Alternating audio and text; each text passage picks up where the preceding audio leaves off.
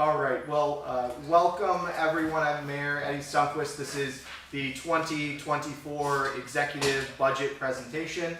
We're excited to be here today to talk about the work that our team has done the last several months, working with our departments to put together what we have to do each and every year, just like every single family, put together your financial budget, except this is for all of our city finances. So excited to be here. This is my third year doing a budget, and we've certainly had some challenges along the way, but I wanted to first off just thank our budget team that's joined us today that has helped put this together. We have Carol Malik, who's our Deputy Comptroller, Jen Williams, our Clerk/Treasurer/ everything in between lately, and then Zach Altschuler, who is my Executive Assistant in the Mayor's Office.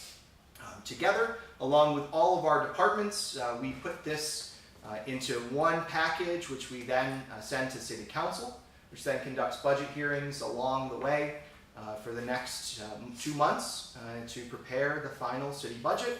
So we're ready for tax bills come January. So looking forward, just some information of kind of what we are experiencing and seeing in this year's executive budget, all of which we'll put online, the full budget book, the summary of the budget, as well as today's presentation. Looking forward, number one, no tax increases and no use of fund balance, which we're really proud of this year.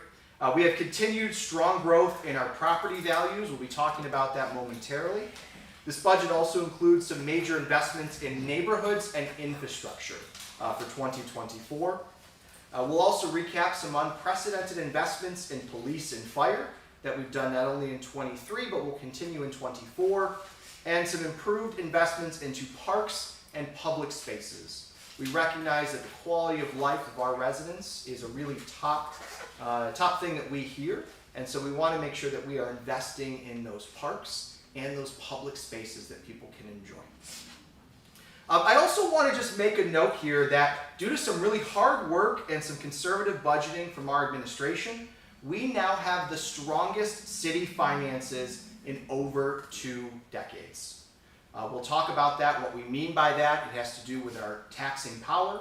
It has to do with our fund balance. It has to do with some tough calls we had to make very early on in 2020, which has resulted in us being able to keep taxes low and not have to dip into our rainy day fund. So let's jump into it a little bit. Our 2024 projected revenues, we always start with the money coming in, just like everyone else relies on their paycheck and how much they get each week, couple weeks, or month. Our biggest goal from our budgeting perspective is to lower our reliance on property taxes. Our property tax is the #1 driver of our revenues in the city. This year it's standing at about 41% of all of our revenues. However, our departments have been working hard to bring in new revenue streams, which has allowed us to reduce our reliance on real property taxes.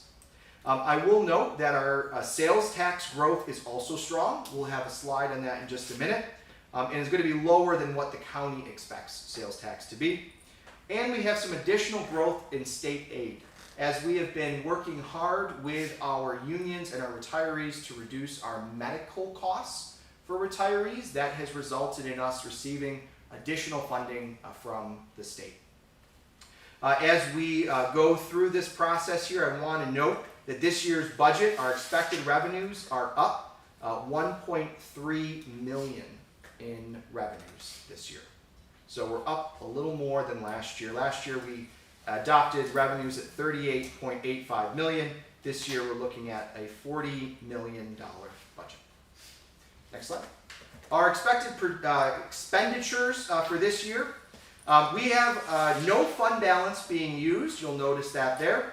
And a lower debt service. We've paid off some of our debts as we've gone along. We've also lowered our DPW and parks expenditures. You may see that. Some of the money has actually been moved to capital accounts. So that will change just a little bit, which is why you see some of the decrease in parks and debt service. But we've kept expenses low. Even though the expenses have risen, just like everyone else's expenses in their homes, It's hurt the pocketbook. We've kept those expenses low, but we've kept them below the rate of inflation, which we're very proud of from all of our department heads who have been very good about keeping those expenses down. We have about a 3.3% rise in spending, and for those that are tracking inflation on average is about 4%. So we've been really good for that. Next slide. Retirement rates have increased slightly. We use a blended retirement costs for the city. They've stayed mostly flat except for a few increases, but we have less employees on higher tiers, which is why we continue to see that pretty good, a steady rate for retirement contributions. So we're really happy about that. We've cycled out new employees that have come in on lower retirement tiers as well. Eddie, I'm sorry, I missed that. You have fewer employees. On higher tiers. Yep. Next slide. So we're also pretty proud of our constitutional debt limit. Right now we're at 25.38% of our constitutional debt limit. We have a continued decrease in outstanding debt and increasing debt limit due to higher property values. It allows us to borrow at a favorable rate for large-scale capital projects. So we could continue to borrow pretty significantly based on our current debt limit. It's pretty low, which means we have a lot of authority to borrow more if we need to. But we want to keep that as low as possible. Next slide. Sales tax is always a fun and exciting time to talk about. For some, not for everyone, but sales tax in and of itself, we're very excited that we are projecting a 4% increase in sales tax. That's lower than the county's 5% projection in the last executive budget. We are currently on budget for 2023 sales tax projections. I just wanted to note, we budgeted $8.61 million for 2023 sales tax. We anticipate $8.96 million for 2024. So 4% increase from last year. Next slide. Our constitutional tax limit. This is always an interesting one because when I started originally back in 2020, we had very little room to tax. We were at our limit. We currently have seen a strong rise in property values that have allowed us to keep our tax rates flat, but increase our constitutional tax margin to over $3 million. Again, when I took office in 2020, we were at a 99% of our taxing rate, which means we could not raise taxes. As our expected 2024 executive tax levy rate is 78.24%, which is pretty low for the city. We have a lot of room to go if we needed to. Next slide. So going through all of the fun charts, we now have our 2024 budget priorities, a highlight of some of the things that you'll see in this year's or the 2024 fiscal year budget. First and foremost, fiscally responsible budgeting with no tax increase and solid financial growth. Major investments in neighborhoods and infrastructure, we'll talk about those. Unprecedented investments into police and fire, and investments into parks and public spaces. Next slide. So I do want to mention that we have a rapid increase in full property valuation, which is shown, originally we were looking at a 6% rise in 2023, a 4% rise in 2022. We're now seeing a 22% rise in assessed value of properties. We anticipate the full valuation of properties in 2024 for all city properties is to be approximately $947 million. We've kept growth in assessed value from buildings coming off of pilot agreements, but more importantly, we've been able to keep taxes flat all 4 years despite that massive inflation. Our current equalization rate for the city, projected in 2024, will be 73%. And just to show you a little bit different way for full property valuation, one of the reasons why we're proud of this, it means people are investing in the city of Jamestown and their properties.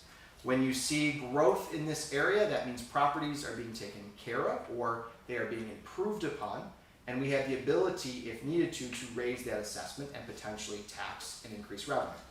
We've not done that, but we are seeing a sharp rise in the full property valuation. Again, last year's projected was 6% increase. This year we're projecting a 22% increase in property valuation. Next slide. Fund balance growth. Our strong fund balance growth overall, it now meets our industry standards. We have nearly $8 million in year-end fund balance. I do want to note our 2022 audit is still going on, which means we don't have the 2022 year-end fund balance number yet. However, we anticipate that we've had another year of positive financial results when they come in. So we will most likely be seeing some addition to our current nearly $8 million in fund balance from 2022. Next slide. No tax increase, again, stays the same, $23.69 per $1,000 of assessed value. We have fund balance at recommended levels. Our tax levy is up 1.29%, and our constitutional tax margin is down. Next slide. Some investments that we are making in this year's budget. First and foremost, we are committing to $1.5 million for strategic demolitions of unsalvageable homes in the city of Jamestown. So $500,000 for strategic demolition of unsalvageable homes. We're looking to expand the home rehab program to provide affordable homes to first-time and new home buyers. We've added in $200,000 in a new sidewalk repair fund. I'll tell you, as we walk across the city of Jamestown and you start to see the shape of our sidewalks, we have not gotten a chance to invest in them properly. So we're excited this year to set aside funding just to replace some of the worst sidewalks here in the city of Jamestown. We've also seen more storms than ever. We're investing $75,000 in new storm sewer repair funding so that we can ensure that we have a resilient infrastructure in place here in the city. And we will continue to maintain record streets funding. If you've been around the city of Jamestown and you've driven it, you've seen a lot of improvements in our streets. And we anticipate that will continue going into 2024. Next slide. We also have had unprecedented investment in police and fire. We've had the largest increase in police and fire staffing in decades. And this has come at no cost to our taxpayers using federal and state grant funds. We've invested $4 million in federal funding to public safety initiatives and $3 million in state and federal grant funding in addition to that to assist our police and fire departments. Next slide. We're also investing in our parks and public spaces. As you may know, if you've used a park recently, there's been a lot of growth in the last couple of years. Everything from the Riverwalk expansion to skate parks to new playgrounds. Next year is going to be a record year of openings for our Parks Department. We have new splash pads coming at Allen and Jackson Taylor Parks. We have new playground equipment, volleyball court, and fruit orchards coming at Willard Street Parks. We have renovation of Roseland Park. So in order to accomplish all of this, we've also added an increase in hires for our Parks Department workers to maintain and increase programming in these parks. If the pandemic taught us anything, it was that we should enjoy what we have in our community. And with over 500 acres of parks land here in the city of Jamestown, we want to continue to invest that so our residents are able to enjoy those parks and public spaces. I am happy to note, next slide, that as of last year, we secured $16 million in grants using a grant writer. We're very proud of this with our joint partnership with JCC. Jamestown continues to apply for state and grant funding to reduce our operating costs and fund new programs, and it allows the city to grow without increasing our tax rate. We have over $3 million in grants secured for public safety last year alone, including the SAFER grant, which will provide us 8 new firefighters in the city of Jamestown, fully funded by the federal government. Next slide. Some highlights for capital projects this year.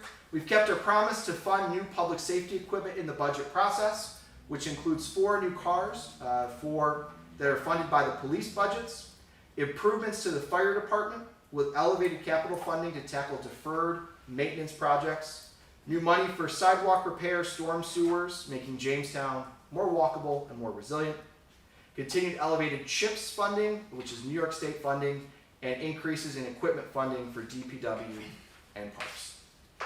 Next slide. And I do want to just highlight, it may be hard to see, but some of the things that the rescue plan has done. We, as a city, received a large amount of funding from the federal government to help us recover from the pandemic, and has allowed us a wide range of use of those funds. Of the $28 million that we received, over $8.9 million has been invested in city capital projects. $7 million has been allocated to neighborhood programs and projects. And I want to also indicate that 1.8 of that $7 million went directly to senior citizens as our senior citizen home program. We've been able to enhance city services and expand our capacity by adding 4 new firefighters, 3 new police officers, deputy comptroller, and other contracted staff that have helped us manage some of these funds. And we've had a record amount of capital projects, neighborhood, and business investments, of which I've been proud to say that the investments in our small business using rescue plan funds has resulted in the creation of over 400 new jobs for our small businesses here in the city of Jamestown. To date, $26.4 million of rescue plan funds have been allocated, so there's still a little bit of funding left. It has been a transformational to have that funding for the city of Jamestown. It's helped us invest in a lot of different things, but has also allowed us to move forward as a city with a lot of difficulty that we were in before. So those are the highlights of the 2024 executive budget. We'll have all of this information, including today's presentation, on the city's website, jamestownny.gov/budget. And we will then have the city council, which will review all of the budget tables and start their hearings shortly to discuss and set next year's fiscal year 2024 budget. And we'll be able to start to move forward into the next year. At this point, we'll take any questions that we have from the meeting. You mentioned about $8 million in fund balance. Is that all undesignated, or are designated funds included in that? I believe that's just undesignated funds. Those include right? designated funds. Although they include designated funds. It's about $1 million. Yep. How much is undesignated? It's over 6.7 million. Thank you. I have a question, Mr. Mayor. Is there a chance you could maybe just briefly explain the assessed value and the decrease of the equalization rate? Sure. And what that impact might mean down the road if we don't offer up going to 100% assessment evaluations at some future point in time that I know is going to be quite expensive to do? It will be very expensive to do, to reassess the value of the city. So basically, we take your amount that your assessed value is, and then your equalization, we take 73% of that, and that's how we tax you on it. So your property may be worth more, but you're paying what it was. And so we have the opportunity, if we were to reassess properties, to increase taxes and to realign taxes. So some properties may have lost value, some properties may have gained value. When you change the overall property valuation for the city, it more equally redistributes what your tax may be. And so an actual reassessment may actually reduce taxes in the city of Jamestown because our property values have gone up. Yeah. But the cost to do a reassessment now, you're probably looking at around $1 million to do a reassessment, since we are so many years behind the last one. I guess I have one more. Please. Anywhere in the budget, without going into great detail, the homelessness issue as far as additional safe houses or additional places for the homeless to camp out for a while. Is there any concrete dollars assigned to that initiative to provide the homelessness and more places, I guess, than we have now? There is no funding in the general fund budget for that. Okay. However, we do work with our partners at HUD in order to try to provide some additional funding. We're working currently with, especially with the winter coming up, we're working with our last emergency shelter providers, Joy Fellowship Church and Mental Health Association, to potentially reopen for the Code Blue program. We're also working with the larger group, including the county, about the potential for for a temporary shelter that might be year-round, until we were able to see some of the other shelters, such as COI and others that are creating, come online. Very good.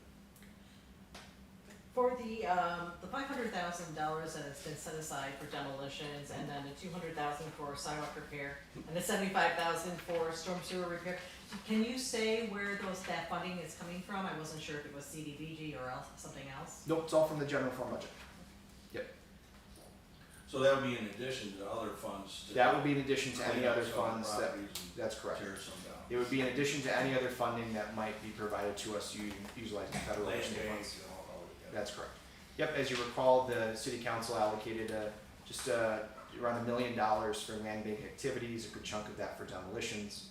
When you add that on top of this $500,000, we'll be able to increase the amount of demolitions that we can do in the city. Will the DOD be handling the demolitions in-house? At this point, we have discussed that, but we're unsure yet, until obviously we can't make those final decisions until the final budget is done. Sure. But at this point, we've been talking about doing that in-house, yes. Eddie, does your debt service include the possibility of council agreeing to borrow the $6.9 million for city hall repairs, et cetera? It does not, no. Only because that has not yet been authorized or approved by city council. So we're only able to calculate the debt service based on what we have currently. Although we did create some calculations, if that is added in, it still keeps our debt level pretty low. So if you look at our ability to take on debt, there's a lot in between. So assuming we took on, I don't know, a $30 million project, I think we still have more room to grow. Eddie, you mentioned 400 new jobs. What's the biggest job driver in the city as far as you're aware? There are jobs all across the region. I don't have the specific one, but I'm happy to get that to you, Dave. Those are all jobs based on the funding provided to the small businesses that we've done using rescue plan funds. What's the basis for the 400 number? So anytime we funded a program using rescue plan funds, we've asked for the number of jobs that they will be creating. And so when we add those all up, those tell 400 new jobs for all of the programs we've invested in. So in other words, it's the employer giving you numbers. It is the employer giving us numbers, Okay. yeah. You've mentioned several times over the last several years, and recently in the Post Journal, that when you came into office that you had, the city was in fiscal distress, and that was close to maybe needing a control board. And I was wondering, I was looking back at some past financials and on the state controller's site, and it was saying that the city wasn't listed as fiscally distressed or stress on the controller's site back then, and that there was a fund balance of $5 million that was undesignated. So I'm wondering, how do you square, like, in terms of the city under the comptroller's, designation wasn't at a point where it didn't meet the designation for a control board, so I'm just trying to figure out where that statement is coming from. Yeah, we didn't actually come off the comptroller's record for no fiscal stress until last year. So we still had moderate fiscal stress and then severe fiscal stress going back several years. We didn't receive the no fiscal stress designation until last year. So when I say the issue that we started to see was the rise in overall costs. We have obviously legacy costs, such as retiree healthcare costs, that continue to rise at that time. We had the inability to tax anymore at 99% tax rate. And so that put us in a position where we were looking at the use of fund balance in order to continue to balance our budget. But that doesn't meet the designation for a control board, though. I mean, you've said that we were on the verge of meeting that. Yep. Mm-hmm. Okay. Yep. But Which that's I- not as according, you- that's as you- according to the state controller's site. Sure, well, I mean, that could absolutely be fine, but, I never said that we were we were going into a control board, that would require legislation in order to do so. But you use the However, language. I did use the language, yes, because we were very close to that. If we continued operating the way we were, without being able to tax anymore, we would have been in that area. Was there mismanagement of funds happening at the administrative level or at the legislative level? Because that is one of the criteria required. I'm not aware of any type of mismanagement of funds at the time, but we've not had any. We've obviously switched auditing in between, and we continue to audit and get a clean audit the last couple of years. I know that inflation has kind of leveled off a little bit, but is there any inflationary factors that have been taken into account in this budget? Well, certainly the cost of projects, as well as salary increases, overall costs of material have all been accounted for using some inflation. So we've seen an increase, and we kind of asked the question, we saw such a huge increase in like oils and greases for various departments, and some of that questioning of why was there such a high budget for those was because of inflationary costs and the continual change in some of those things. We've also looked at and tried to plan costs for gasoline, which obviously can fluctuate tremendously, hard to account for sometimes, and then other things, especially vehicle purchases or equipment purchases, those have been kind of off the wall in terms of when we purchase versus when we receive them and how much they may have changed. The UAW strike may play a little bit into that. Well, it's certainly been difficult. I mean, we've purchased vehicles this year or even some last year that we're still waiting on delivery from. So it's a challenge, especially since we're now, we put an investment or a deposit on. Sometimes we pay the whole thing, but if we put a deposit and then we now have to pay it later on, it becomes a challenge just from a budget cycle perspective. The National Field came out with a press release on the 4th, which I think was Wednesday, saying that they anticipate a 30% decrease in heating costs for residents. And have you heard anything that there might be a similar decrease for natural gas prices for what the city uses? Or I guess that might be a BPU thing as well. Sure. So the city does receive natural gas from National Fuel. We did not budget for any type of decrease in it for this year's budget. We kept them fairly flat, maybe a small increase based on kind of a 5-year average. But certainly we would welcome any decrease on the commercial side of receiving it. But we did not put it in, and by the time we received it, the budget's already completed before we were able to make any changes to it.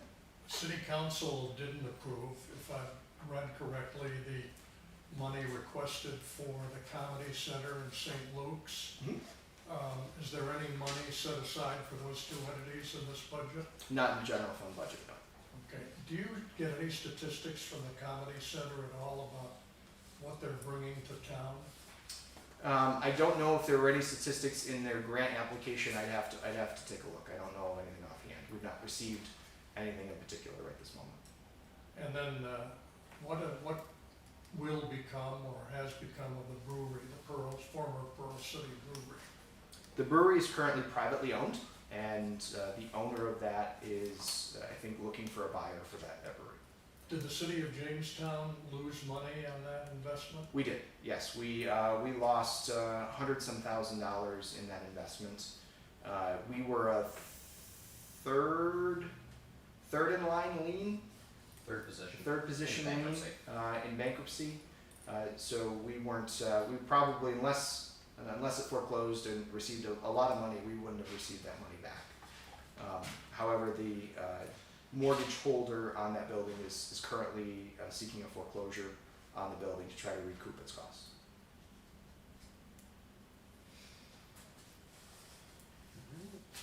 Okay. Any further questions? I'm good. All right. When does council officially begin work on this? 16th? Is that John 16th? That's correct. Yep. October 16th, first day, first budget hearing day. Or right now that we have the books. We'll start now. Yeah. Let it go. All right. Great. Thank you guys. I appreciate it. Thank you. Go for it. I'm going with 200, sorry. Green's better.